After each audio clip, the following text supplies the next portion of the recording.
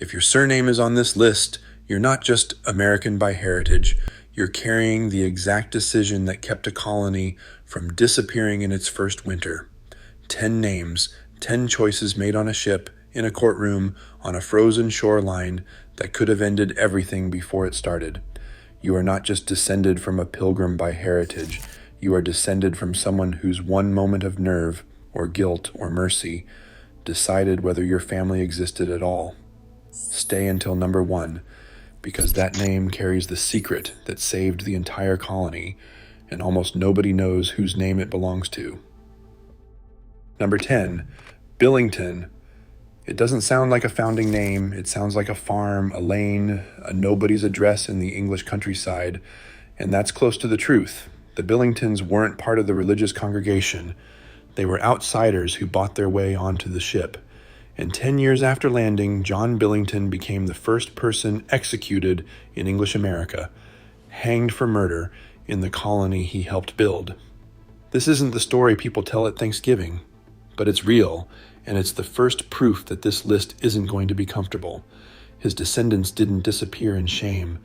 They scattered across New England and kept the name. They just don't talk about why as often as the others do.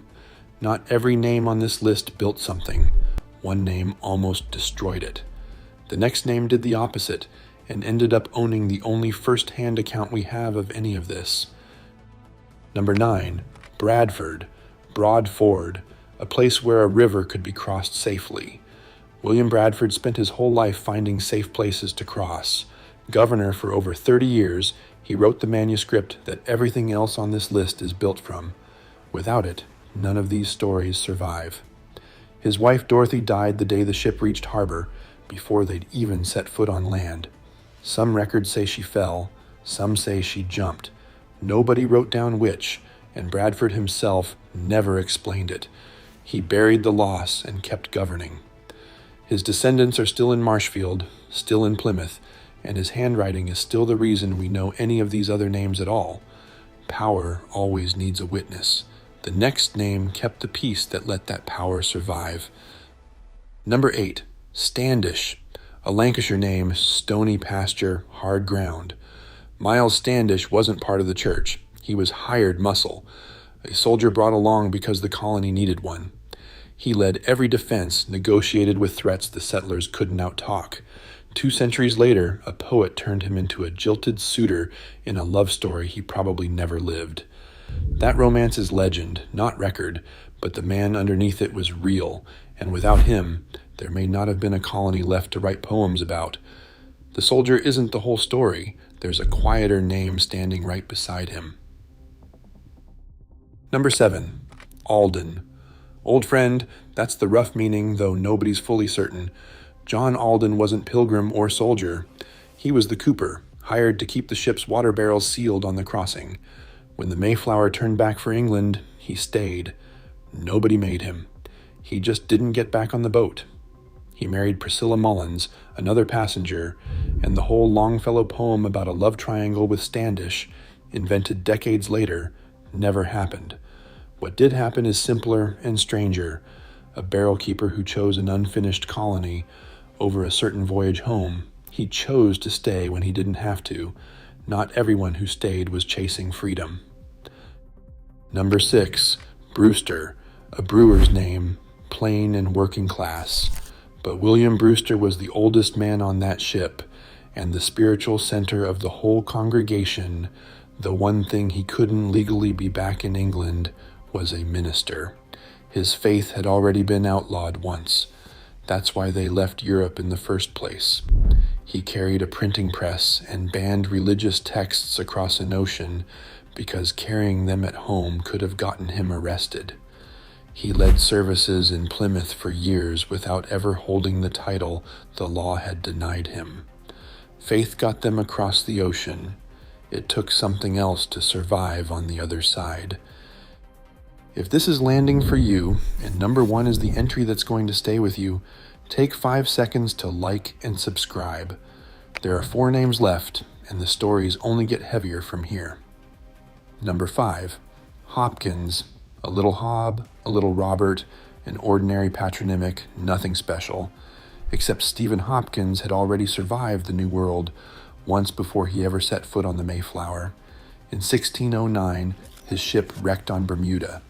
He was tried for organizing a mutiny and sentenced to hang, and talked his way out of it, weeping in front of the whole company at the very last moment. That shipwreck, that mutiny, that pardon. Historians believe it's the true event that inspired Shakespeare's The Tempest. He wasn't fleeing persecution like the others. He was already a survivor before this story even started. Not everyone on that ship was running from something. Some of them were just running toward whatever came next. Number 4, Howland, high land, solid ground, which is almost funny given what happened to him. John Howland was a servant, not a passenger of any standing. When a storm threw him overboard in the middle of the Atlantic, he grabbed a trailing rope in the dark, held on underwater, and was hauled back up with a boat hook. He shouldn't have survived that. Today, he has more documented living descendants than any other person on that ship, by a wide margin. If his hand had missed that rope by inches, a staggering share of the people watching this right now simply wouldn't exist. If the rope had slipped, none of that legacy gets written. The next name spent that first winter trying to keep everyone else's rope from slipping too. Number 3, Fuller, a cloth fuller's trade name, someone who cleaned and thickened wool for a living.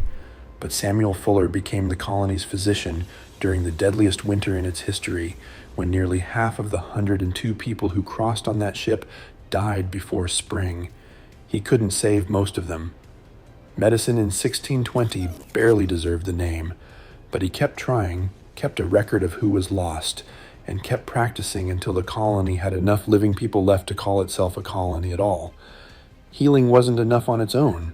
It took someone willing to sit across a table from a stranger and make peace instead of war. Number 2, Warren. Possibly a Norman name tied to an old hunting ground. The roots are debated, but the pattern isn't. Richard Warren crossed alone in 1620.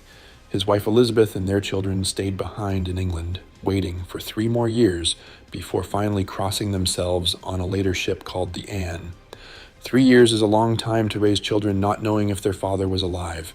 3 years is a long time to wonder if the ocean that separated you was permanent. It wasn't. They crossed it too. Some families crossed together. One name on this list crossed twice. Number 1, Winslow. Wine's Mound, an old English place name, nothing dramatic on paper. But Edward Winslow is the reason any of these other names had a colony to build lives in at all. He's the one who walked out to meet Massasoit, the Wampanoag leader whose people could have ended the English settlement in a single season if they'd chosen to. Winslow brought a red coat as a gift. He came back with a peace treaty that held for decades.